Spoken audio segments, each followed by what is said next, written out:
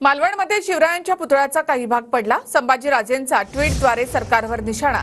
शिवरायांचं स्मारक वर्षभरामध्ये कोसळतं यासारखी दुर्दैवी बाब नाही असं संभाजीराजेंनी म्हटले।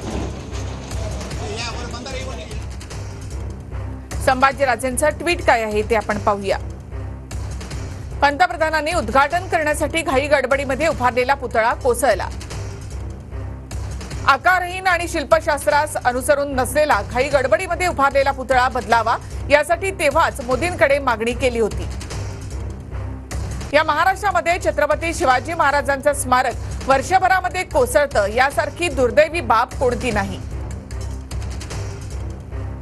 अशा परिस्थितीमध्ये महाराजांच्या किल्ल्यांवर आपण कोणत्या अधिकाराने बोलणार? त्या ठिकाणी पुनश्च महाराजांचे उचित स्मारक उभारणं गरजेचे, पण निवडणुकीआधी उभारण्याच्या ईर्ष्येमध्ये काही गडबड करू नये।